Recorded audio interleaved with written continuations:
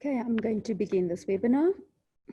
Once again, I'd like to welcome all attendees to the first webinar in the mini-course series on how to review IPCC assessment reports, webinars and guidance for climate experts, which is hosted by the Future Climate for Africa program.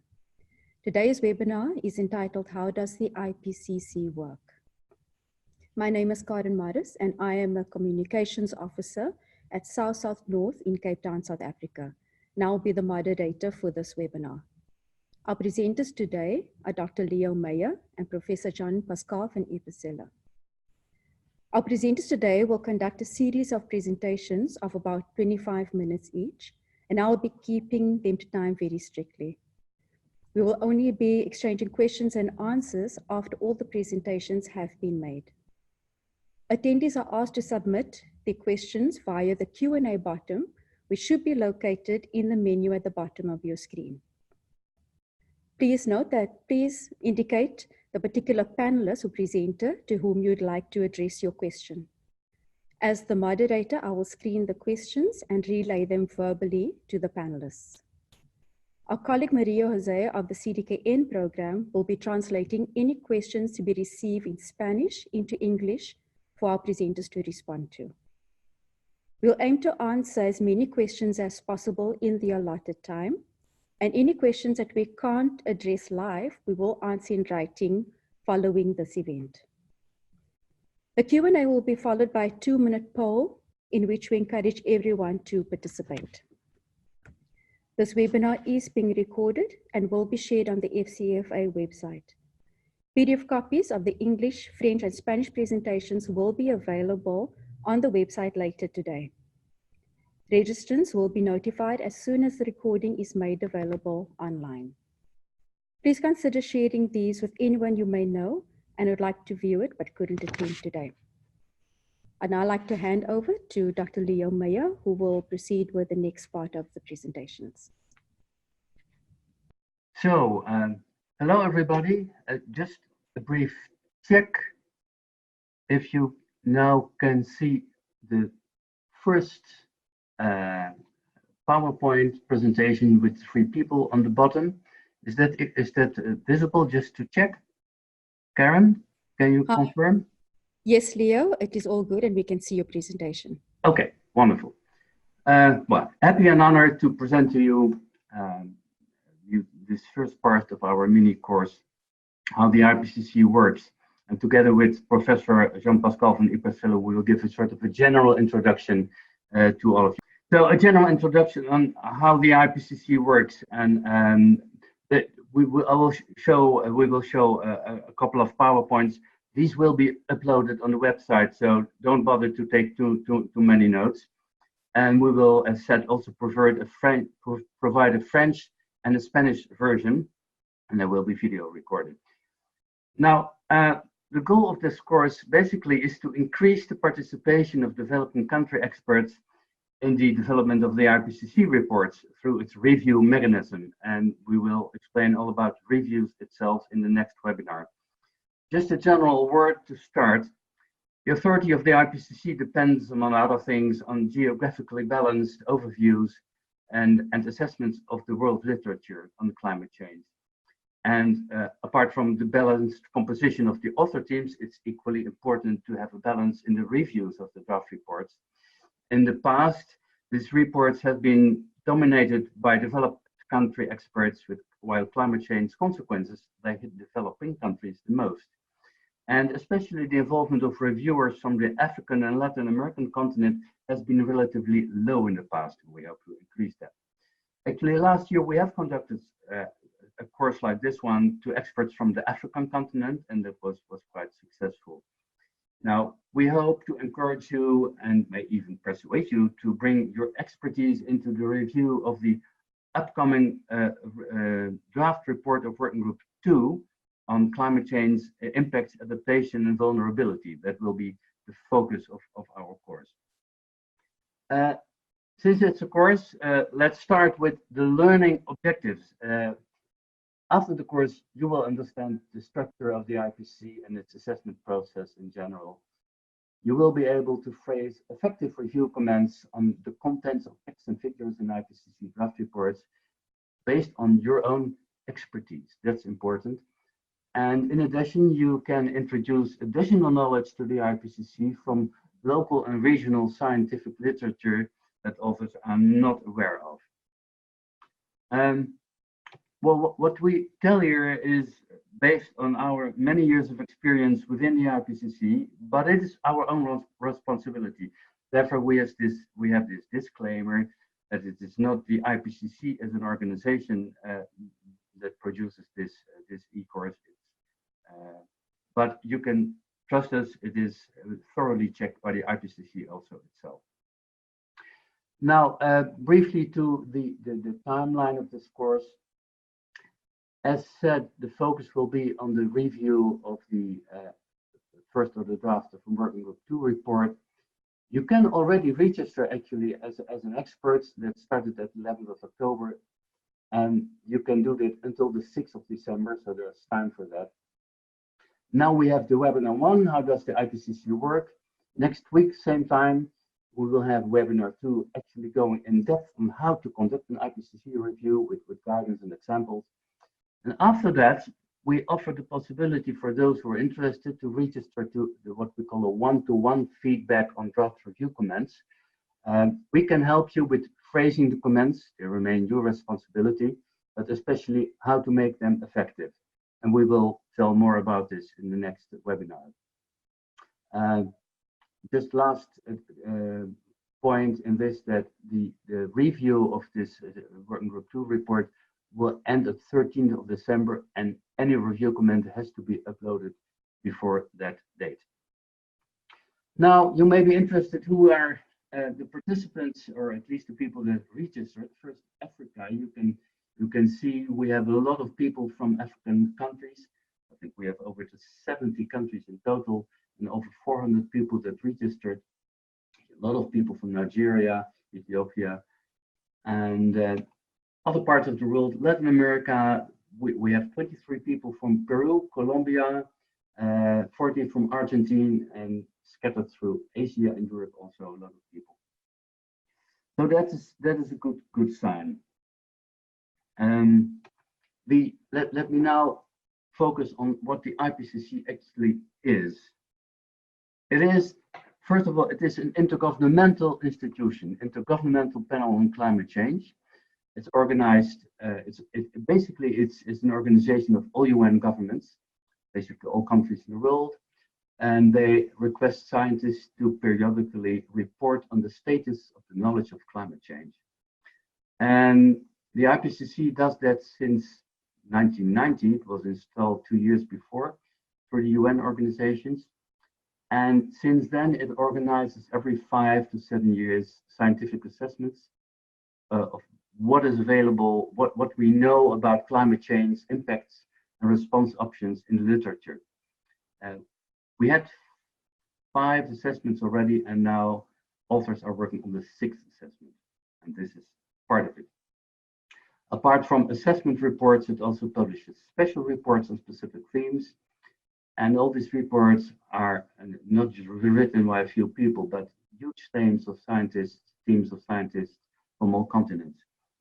And their task is primarily to inform the policymakers of the UN member states, but also the general public, companies, NGOs, and private organizations. When we did this course last year, one person asked, why is the IPCC needed? You can find anything you want to know about climate change in literature. But the problem is there are thousands of scientific publications on climate change each year. And a policymaker, of course, cannot read all of them, and they cannot base policies on just one single publication that they may have seen. So therefore, you need really an assessment of literature by a balanced team of authors to filter out what are the key messages that are relevant to policymakers. And as an example, the 5th assessment that was published with bulky reports in 2013, 2014, 830 authors, more than 1,000 contributors, and more than 2,000 reviewers producing over 140,000 comments. So it's a huge operation. This is a text taken from official language from IPCC to describe its formal mandate to assess. We'll come back to that in the next part by Jean-Pascal, what assessing actually means. And most important is actually the second box where you can read IPCC reports should be neutral with respect to policy, although they may need to deal objectively with scientific, technical, and socio-economic factors relevant to the application of particular policy.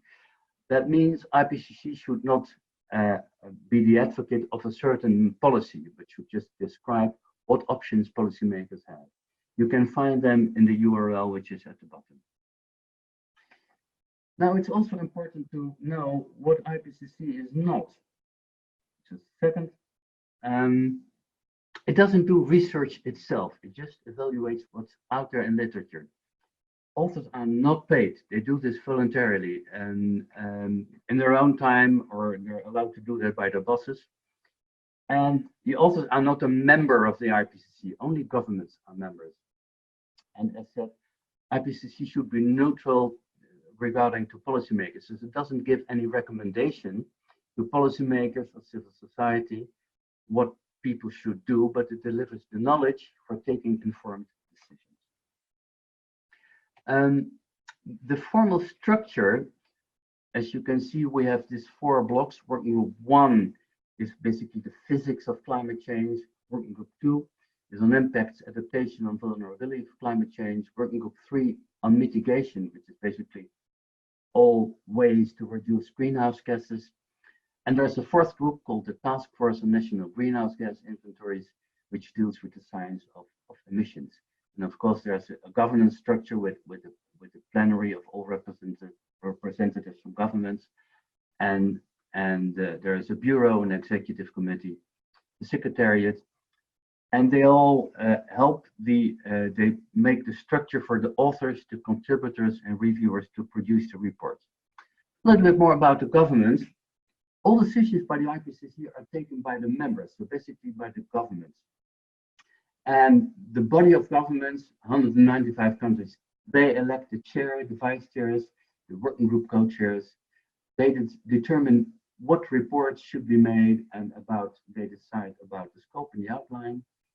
When a report is there, it is adopted by this plenary of representatives from governments.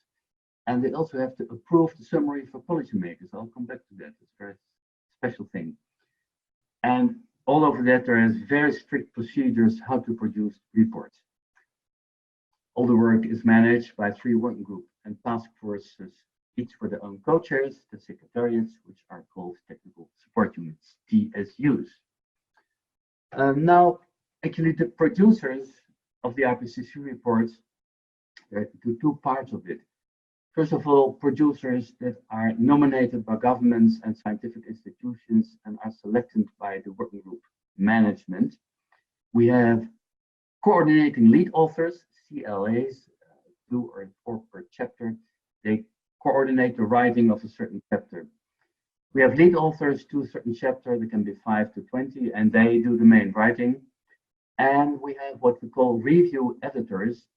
These are people that supervise whether the review comments that are there for the drafts are dealt with adequately. We'll come back to the review, of course, later. But there are also other contributors. Lead authors can ask specific specialists to contribute to a certain section. And each chapter now also has its own chapter scientist, which is basically a supporting person helping the coordinating lead authors to manage the whole chapter and to glue all the texts together. And we have the expert reviewers. Expert reviewers can be nominated, but it can be anyone with relevant expertise. That's a voluntary job. It's not paid. People can nominate themselves. The only thing they need to do is to declare that they have expertise. And these can be any individual. But there are also the governments themselves. They review the report as well. Not the first review, but of the second draft. What do they produce? Well, reports, big bricks of literature, all on the internet, luckily these days. The full assessment reports, each working group produces its own reports, and then there are these special reports, which are assessments on a very specific theme. And on top of that, there are also methodology reports. We won't go into detail on that. These are basically to set the science on how to report on inventories of greenhouse gases. And there is a group that supports the data, and lots of expert meetings and workshops. So with that, I've given a brief introduction. I think I'm well in time and would like to hand over to Jean-Pascal. Bonjour à tout le monde. Je dis bonjour aux francophones parce que les questions en français seront les bienvenues aussi après. I was just saying in French that the questions in French were welcome afterwards as well. So what is a scientific assessment as the IPCC views it? Well, the first step in a scientific assessment made by the IPCC is the scoping of which topics will be addressed by a given report, whether it's an assessment report or a special thematic report. Then that scoping process, and in which many scientists and also stakeholders and representatives of governments participate, prepare a scoping document, a draft outline, which is then discussed at a plenary meeting of the IPCC by all governments of the world, the members of IPCC. And then when that outline has been modified to the taste of everyone, it is approved and agreed by the plenary, and this is on that basis that the report will be made. The report will be written on the basis of the scientific literature, mostly the peer-reviewed literature, and that literature needs to span a very wide spectrum of literature in order to really have an assessment of almost everything that's available. It's also written by a group of authors who have been selected on the basis of a number of criteria. The first criterion is scientific excellence and qualification, but also diversity is very important. Diversity from the geographical point of view, from the gender point of view, from the experience point of view in the IPCC, so that really the assessment is a collective product that take different views into account. When appropriate, and for example, when there is a certain amount of disagreement or of fogginess around some of the findings, then uncertainty qualifiers like likely, very likely, extremely likely, or medium confidence, that kind of things are attached to the findings of the IPCC. I need to, okay. So the IPCC, I mean, is it a consensus machine? Is it prescriptive? These are often questions that are asked to the IPCC. In summary, the answer to that question is that the IPCC mandate says that it needs to be policy relevant. That means it needs to provide useful information for policymakers, but it cannot be policy prescriptive. I mean, it is not the task of the scientists to take the role of policymakers and to decide in their place what to do. So the job of IPCC is to assess the situation, to assess the processes at work, the main factors at work, but also to assess the elements of possible solutions, but to present them as options which are presented with their pluses and minuses, but without being prescriptive, because the choice needs to be made involving some value judgment, and that is to be done by the decision makers and the policy makers who have been elected for that reason, and not by the scientists of the IPCC. So the IPCC is doing really its best to deal as objectively as possible with the scientific literature on which it bases its assessment. So to produce a report is a long process, already explained, and it starts on the top left on the slide through with the scoping process and the approval of the outline. Then after that, the IPCC Secretariat sends a general call to governments and organizations to nominate experts. To give you an idea, for AR5, the fifth assessment report, the IPCC Secretariat received 3,000 nominations, 3,000 vitas. As Leo explained, the bureaus selected 830 authors out of those 3,000.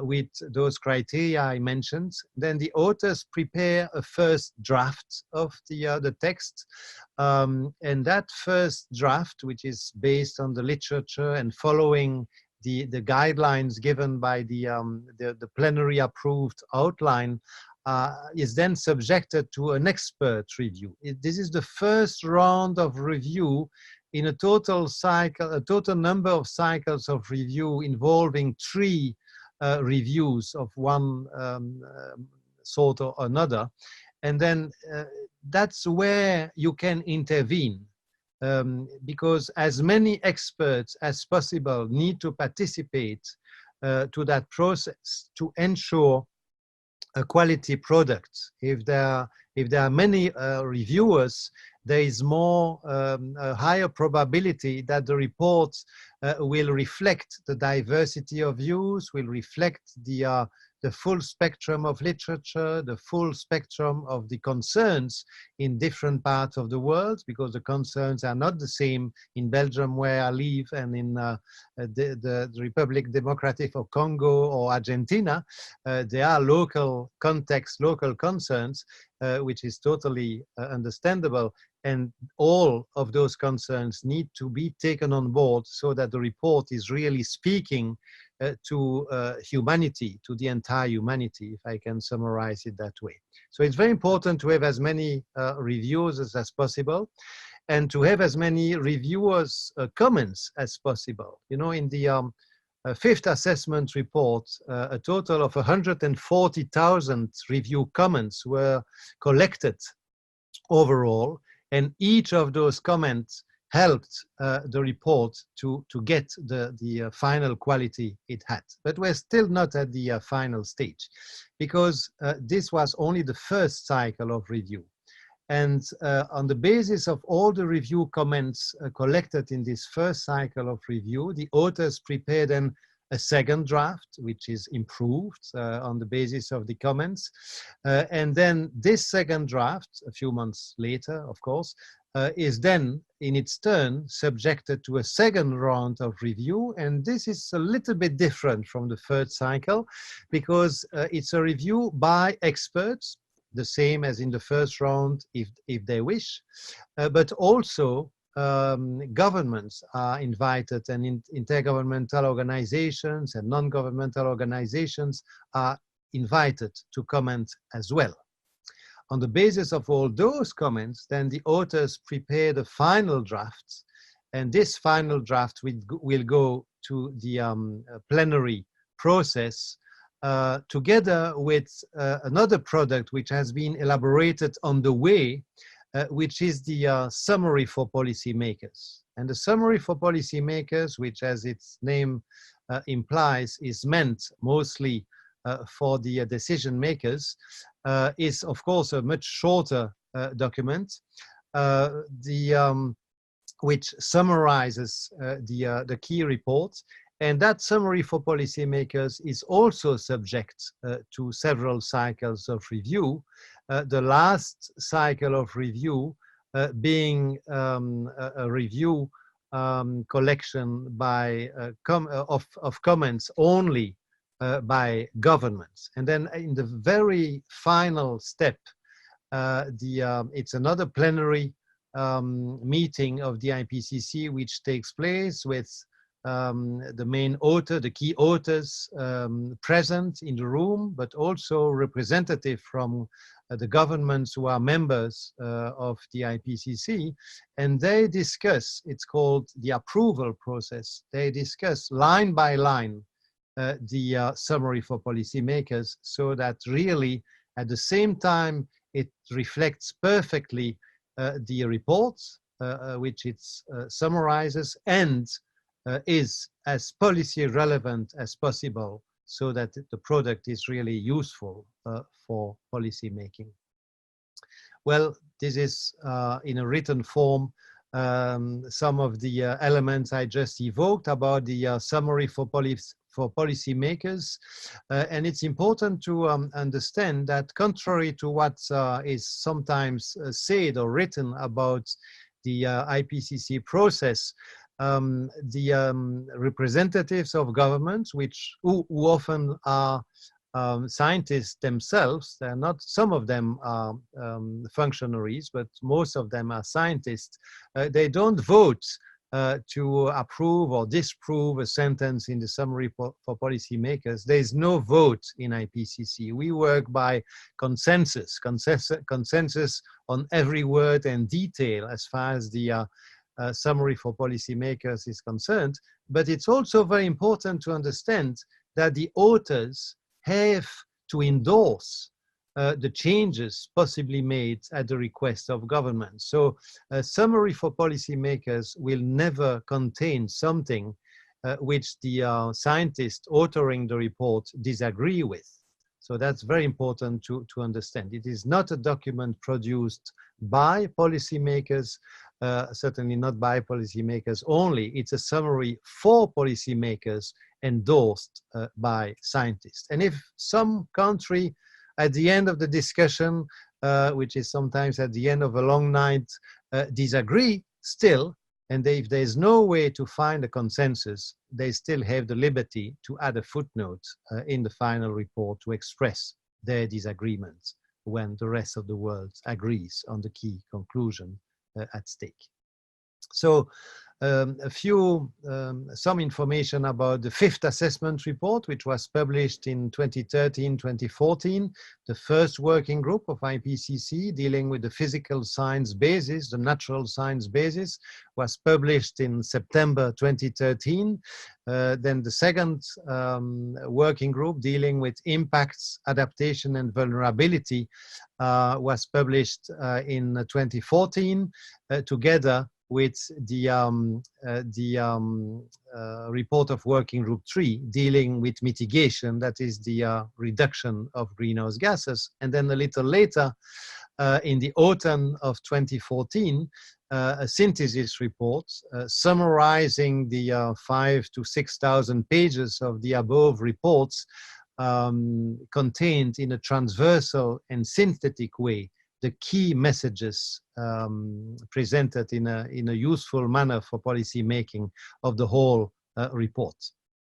Each of those documents in itself has a summary for policymakers. So there are a total of 4 summary for policymakers for those 4 contributions to the 5th assessment report.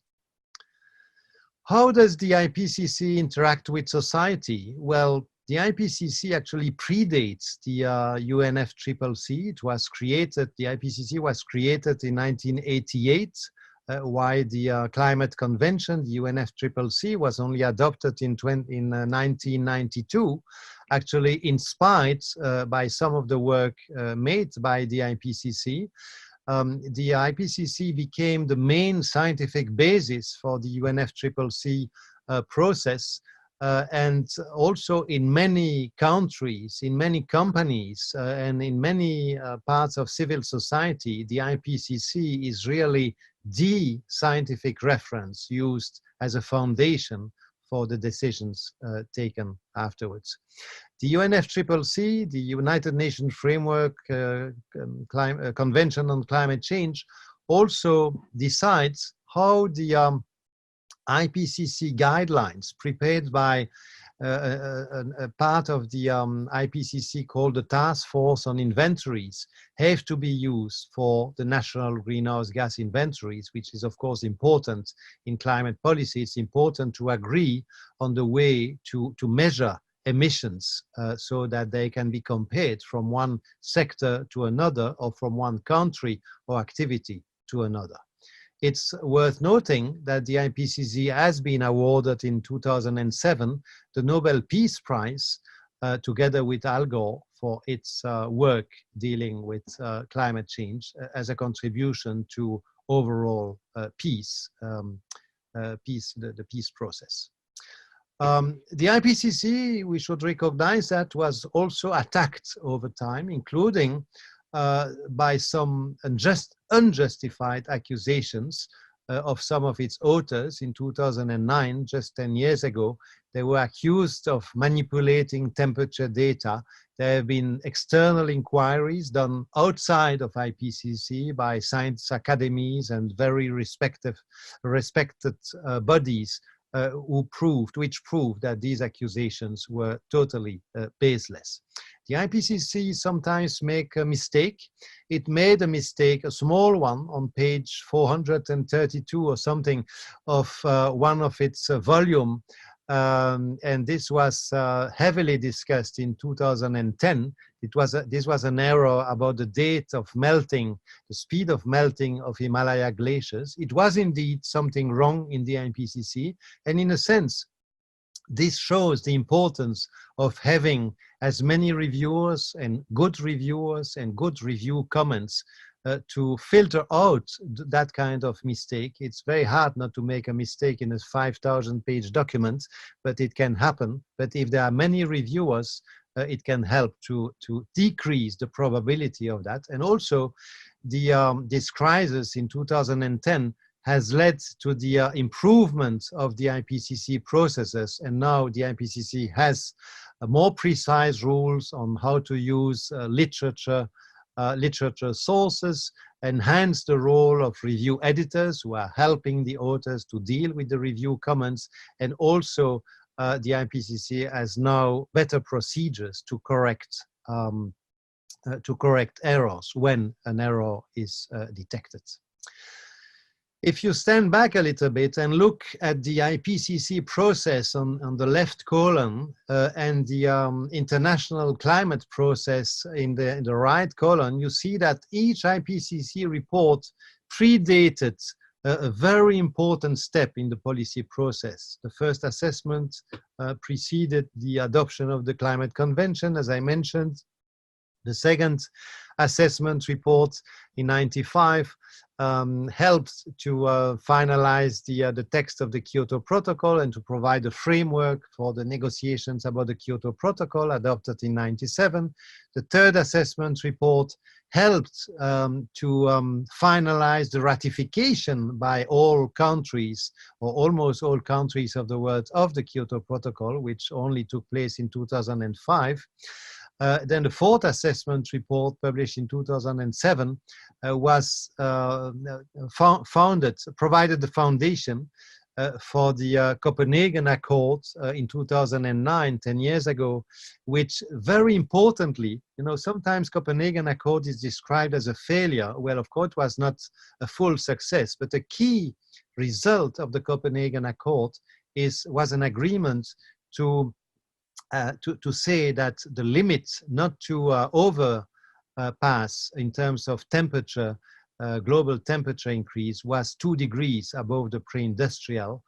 And even the 1.5 degrees C limit was mentioned as something to look further into, which actually happened in Paris in 2015. As you know, the temperature target then was updated to well below 2 degrees C, while pursuing effort to try not to pass above 1.5 degrees C. And this was very much based on the report made in the fifth assessment report, the last part of it published in 2014.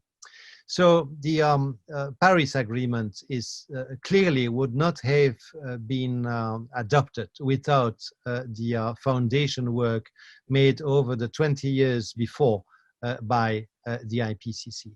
But there are a number of other reports that are important as well. And if we look at the reports that were produced after the Paris conference, it was a special report invited also by COP21 to a special report on the consequences of a global warming of 1.5 degrees C compared to a warming with 2 degrees C or a higher value, but also what needed to be done at international level globally to stay under a warming level of 1.5 degrees C. This led to the famous carbon neutrality by 2050 idea, which is very much on the table now.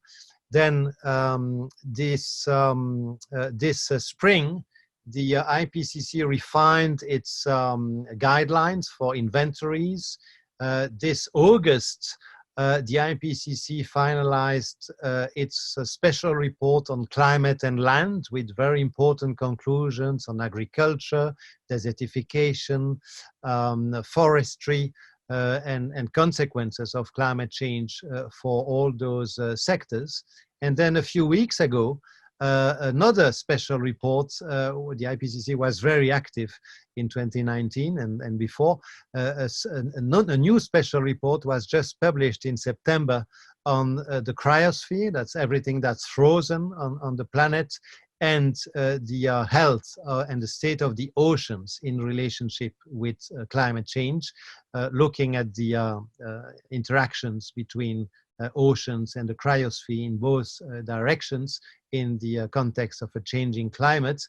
And then right now, the IPCC is heavily working and preparing itself for the AR6, the 6th assessment report, the first volume of which will be published in April 21 on the natural science basis. I mean, it's not only the physical science basis, there's some chemistry and biology as well, but it's called the physical science basis.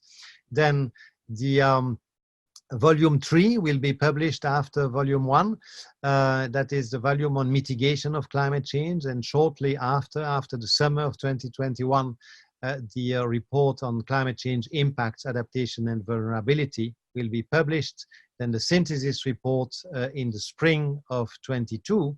And this will be on the table of the international climate negotiations when they discuss the global stocktake in 2023 to help prepare a possible update of the national contributions in the framework of the Paris Agreement. These are the special report the cover of the special reports I just mentioned. They are all available on the IPCC website if you are interested. Now what we are talking about right now is how you can help the review of the first draft of the Working Group 2 report, which is the part of the AR6 dealing with impacts, adaptation, and vulnerability. If you want to know more about this report, you can visit the IPCC website again. A few highlights. It deals with risks, adaptation, and sustainability for systems impacted by climate change. And there will be sectoral chapter on water, food, ecosystems, oceans, coasts, cities, health, poverty. But it will also contain information presented in another way, region by region. Africa, Asia, Australasia, Central and South America, Europe, North America, small islands. There'll be cross-chapter boxes and papers on biodiversity, cities and settlements by the sea, deserts, mountains, polar regions, tropical forests, sustainable development pathways. You know, we are now in the context internationally of the 17 Sustainable Development Goals, and this is really a very important concern for those who gave the mandate to write this report, I mean the government of the world, and the relationship between climate efforts and the SDGs will be very much handled in this report as well. The review period for the IPCC reports are on this slide. What matters right now is the review of the FOD, that's jargon for first order draft. SOD means second order draft. We are now at the first order draft of Working Group 2, and from October 18, that's very soon, to until mid-December, 13 December, there's a review period for Working Group 2, and that's where you can help and intervene as reviewers and contribute on the basis of your expertise to make this report the best ever. And I think I've spoken too long, because I think some of what I just said was meant to be said by Leo. So I should stop here and hand over to Leo. My apologies. In my enthusiasm, I couldn't stop. Okay, thank you, Jean-Pascal, for being so enthusiastic. No problem. But we're almost there. Actually, we're ahead of time, so there's more time for questions and answers. So feel free to, whatever your questions are, to submit them through the Q&A box on the bottom of your screen. This review period is just to let you know that although we are now focusing on this review of the first version of the Working Group 2 report on impact, adaptation, and vulnerability, there are many more coming. And next year, so if you're really enthusiastic about becoming an expert reviewer, there are more possibilities. The second version of the Working Group 2 report will be reviewed next year from August to October. And then we have Working Group 3 that deals with mitigation. So it's how to reduce emissions of greenhouse gases. They will have their first order draft ready in next winter and can be reviewed from January to March. And they will have their second version will be available in July, September. This will all be available also on the website, not really necessary to take notes.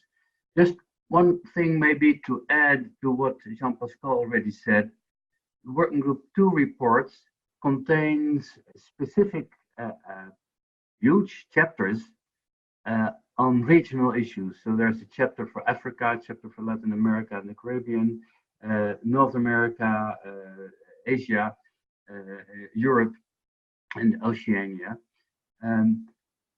Those may be of particular interest to you to see if the information that you can find in there is really the important one. You may be aware about sources that authors have missed.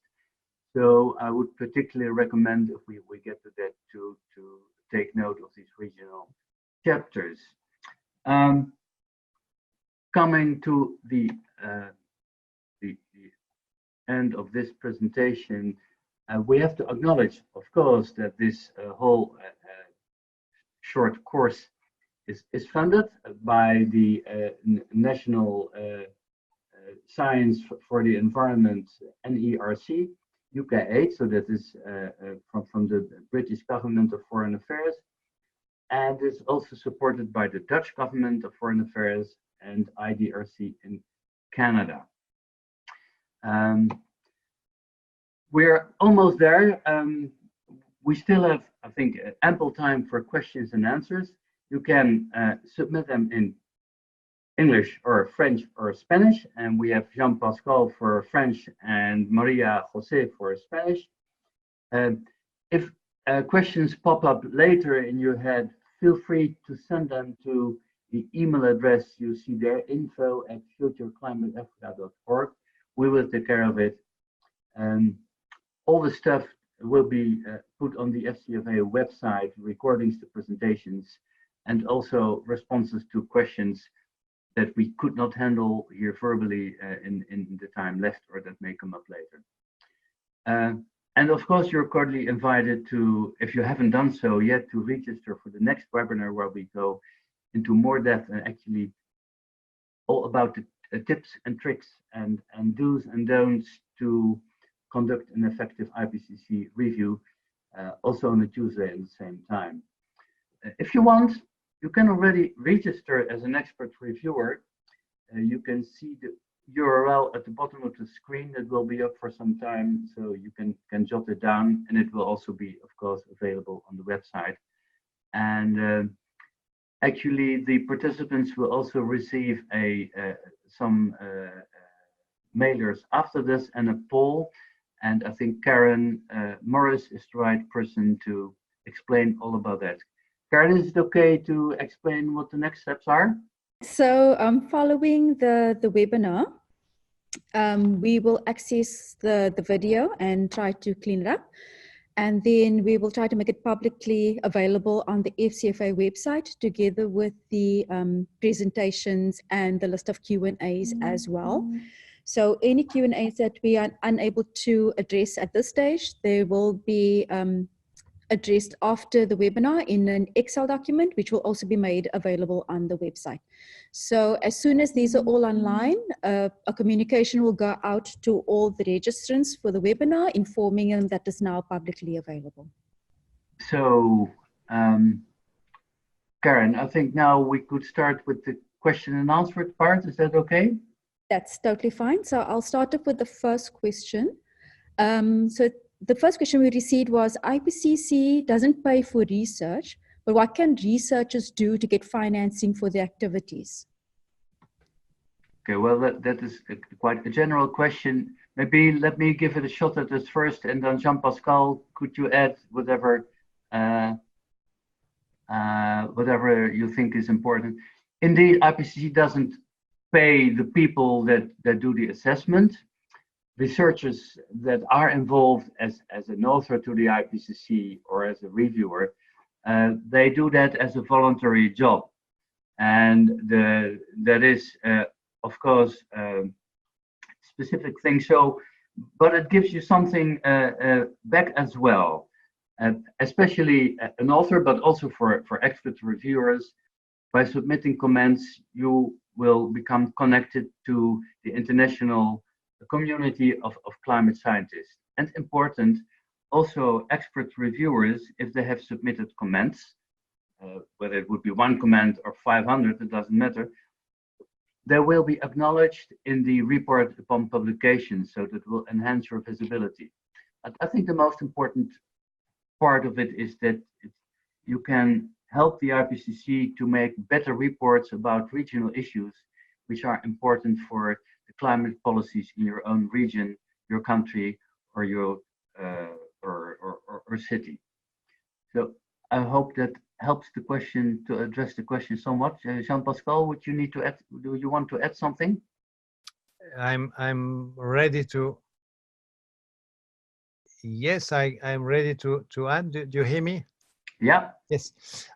Yes. Thank you. I fully agree with what you just said. I would add that when you if you submit good review comments, it's a way to get in touch indirectly, or to be visible, to be made visible to the authors of the relevant chapter, and this may help to get in touch with them later about the content of the chapter, and maybe sometimes there are opportunities for collaboration. Another possibility is for at least young scientists who don't have a PhD, is through the scholarship, the IPCC scholarship program, which was created after the IPCC received the Nobel Peace Prize, and the Nobel Peace Prize money was actually used to help fund that program together with some foundations. So there are some possibilities there as well. Check the IPCC website and look for IPCC scholarship program. But otherwise, it's really clearly out of the mandate of the IPCC itself. So unfortunately, the IPCC is not taking and will not take a leading role to directly fund research, but it recognizes the needs for additional funding, particularly in developing and even more particularly in least developed countries, and that can only help, I hope, to develop that funding in the future, but it will not come through the IPCC, unfortunately. Okay, thank you for addressing that question. The next one that came through says, the reports are produced in English, which is logical.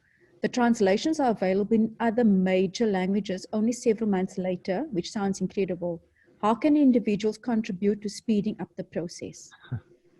That's a question for Jean-Pascal. Yeah, well, I really wish I was in a position to influence that process. I'm not in the leadership of the IPCC anymore, so I can't, but I'm very frustrated as a French-speaking person that the translations, at least in the 6 UN languages, I mean the 5 other languages than English, namely Spanish, French, Arabic, Chinese, and Russian, are not made available, particularly for the summary for policymakers, much faster.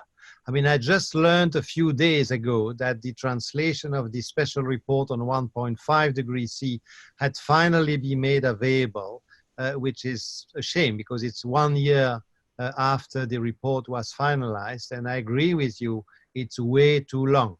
But I can only hope that enough people will complain about this, complain publicly about this, and that enough pressure on the IPCC leadership will be exerted so they understand the importance of providing those translations quicker. Okay, great. Thank you for that.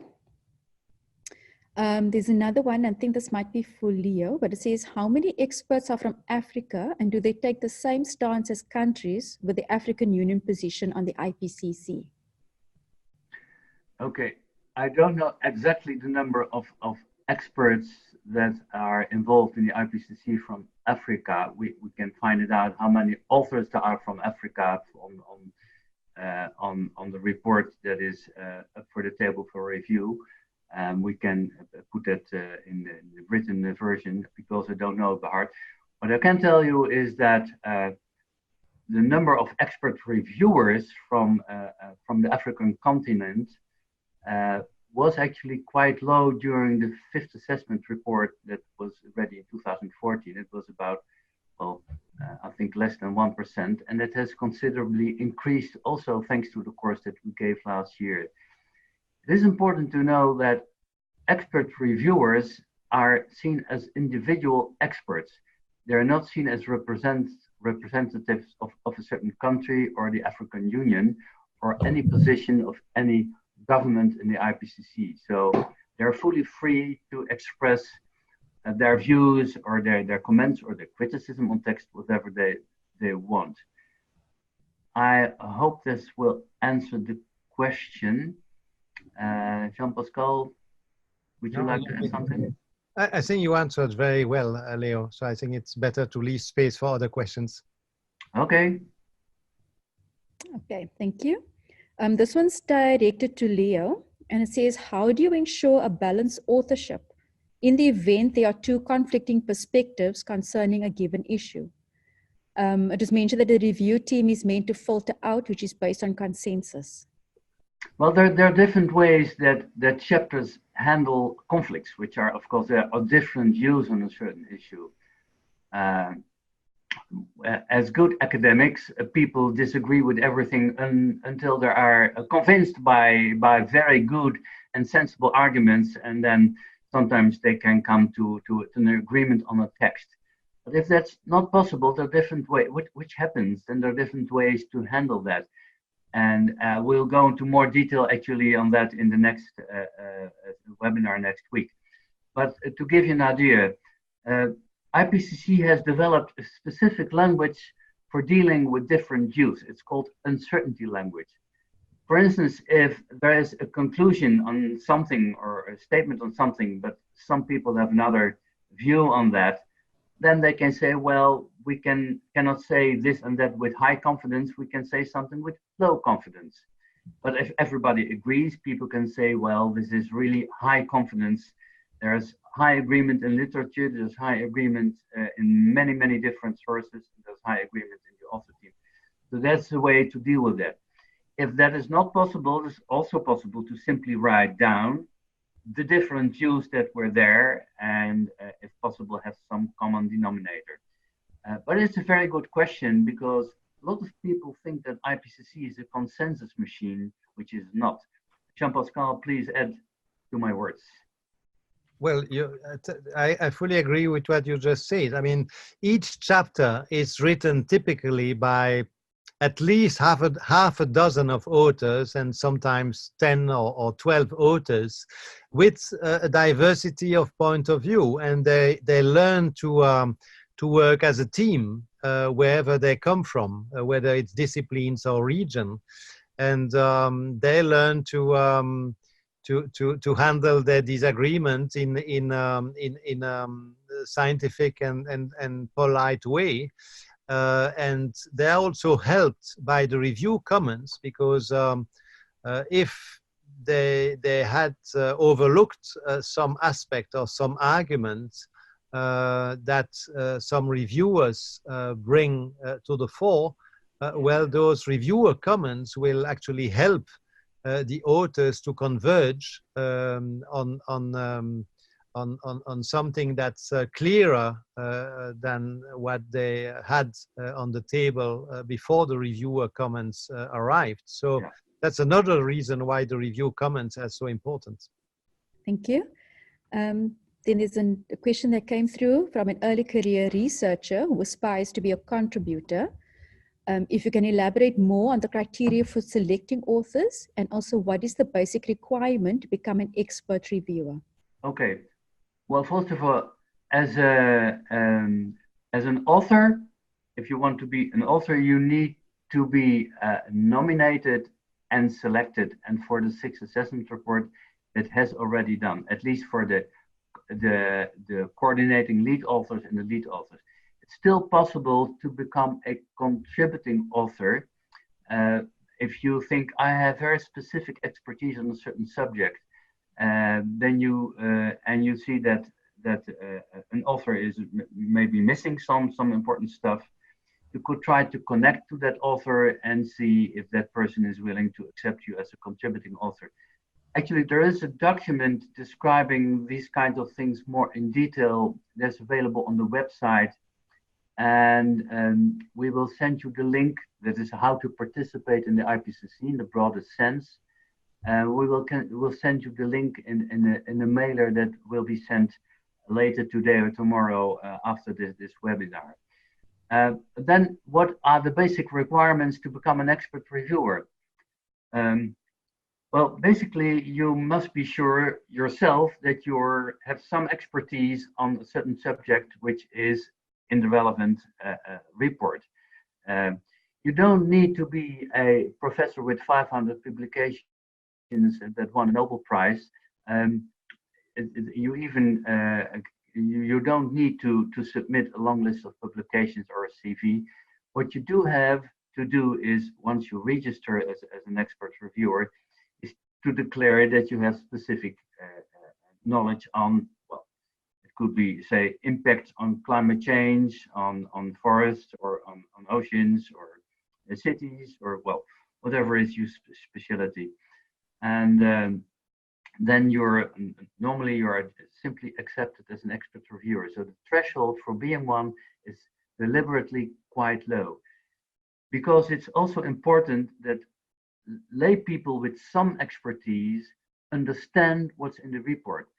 So if it's full of jargon and secret languages of just a few experts, then it is not that policy relevant. So it is also important for people who have some knowledge but are not the world best specialists to join the expert review.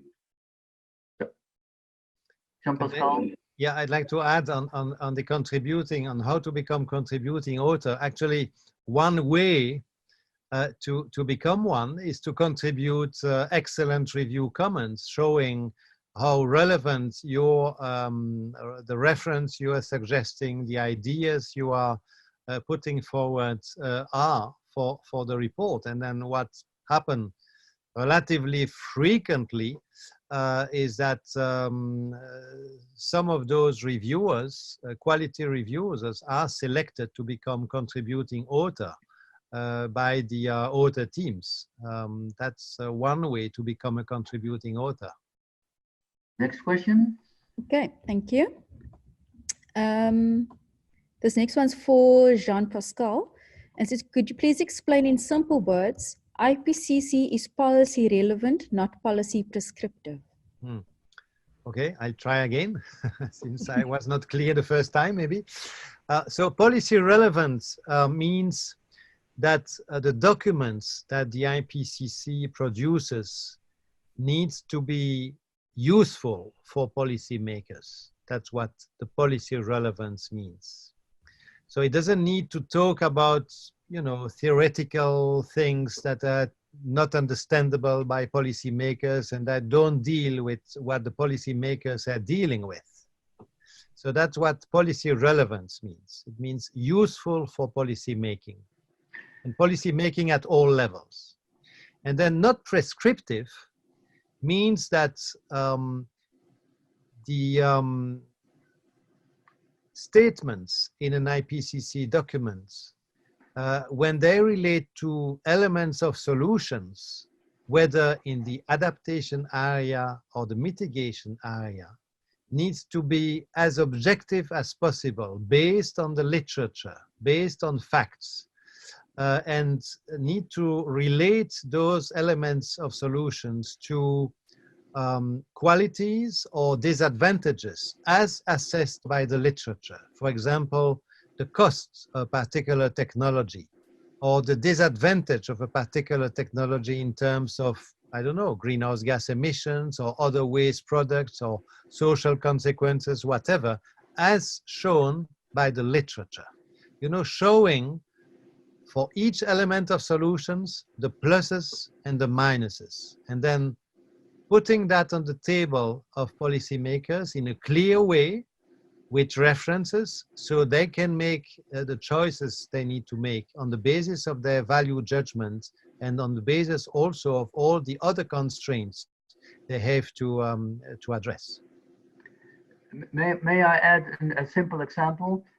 Policy prescriptive would be governments have to implement greenhouse gas reduction policies and increase it dramatically in the next 30 years. That's policy prescriptive. And what will be policy relevant and not prescriptive, if governments would like to meet the targets of the Paris Agreement, keeping global warming well below 2 degrees, in that case, they will have to reduce greenhouse gas emissions to net zero in the next half of this century. But then it's conditional, if then. Exactly. Hopefully that clarifies it. Yeah. If I can also complement what Leo said, what is often said, and it is wrong, is that the IPCC said that the world couldn't allow temperature to go above +2 degrees above the pre-industrial, and that the international community had to have this target, 2 degrees or 1.5 or whatever. And this is not true. This would have been policy prescriptive. But what the IPCC said, and look at the special report on 1.5 degrees, is that if you look at risks from climate change, the risks are significantly higher, and this is documented with many details, for a 2-degree warming, for example, than for a 1.5 degree warming. And then it's for policymakers to decide what they want. Do they want to do what's needed to stay below 1.5 degree warming or not? But it's their choice. It's not the choice of the IPCC. The IPCC only explained what the consequences of different choices would be, but not more. Okay, next question.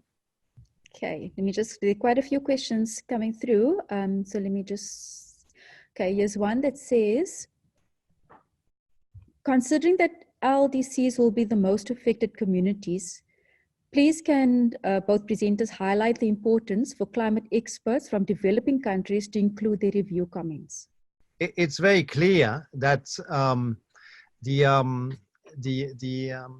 the comments coming from reviewers in developing countries and least developed countries are very important precisely for what we were discussing a minute ago, policy relevance.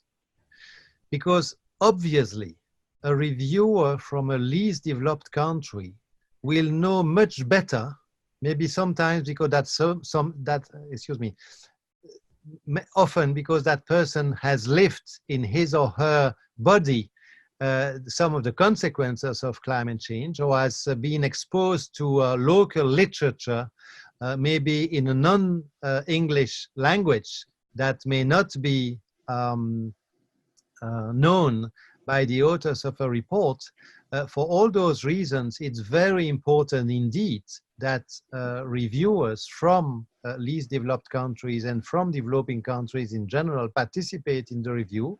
Otherwise, those experience, those personal experience, that local knowledge, sometimes even related to indigenous knowledge, which with some caution increasingly will be taken into consideration in the IPCC process, will simply be left out of the IPCC assessment process. So that's why it's so important that so many of you register and participate to the review process.